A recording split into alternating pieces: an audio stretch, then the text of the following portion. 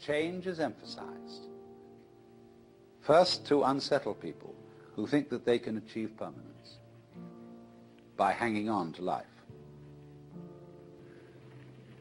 So then, as a result of that, and now I'm going to speak in strictly Buddhist terms, the follower of the way of Buddha seeks deliverance from attachment to the world of change. He seeks nirvana, the state beyond change.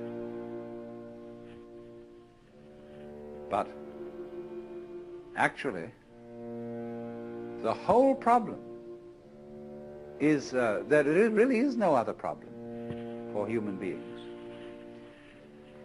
than to go over that waterfall when it comes, just as you go over any other waterfall, just as you go on from day to day, just as you go to sleep at night. Be absolutely willing to die. Now, I'm not preaching. I'm not saying you ought to be willing to die and that you should muscle up your courage and somehow put on a good front when the terrible thing comes. That's not the idea at all. The point is that you can only die well if you understand your disappearance as this particular organism is simply seasonal. That you are just as much the dark space beyond death as you are the light interval called life. These are just two sides of you, because you is the total wave. See, you can't have half a wave. Nobody ever saw waves which just had crests, no troughs.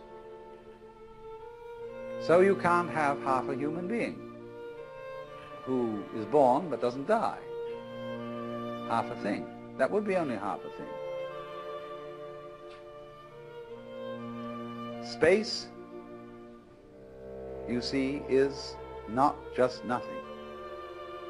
If I could magnify my hand to an enormous degree so that you could see all the molecules in it, I don't know how far apart they would be, but it seems to me they would be something like tennis balls in a very, very large space. And you'd look, when I moved my hand like this, you say, for God's sake, look at all those tennis balls. They're all going together. Crazy. And there are no strings tying them together.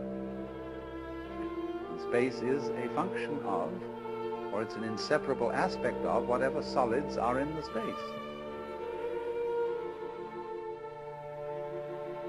That is the clue, probably, to what we mean by gravity.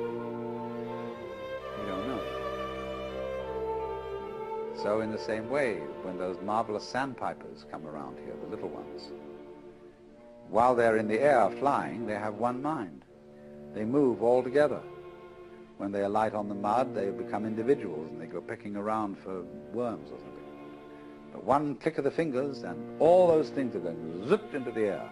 They don't seem to have a leader because they don't follow when they turn. They all turn together and go off in another direction. Amazing. But they're like the molecules in my hand.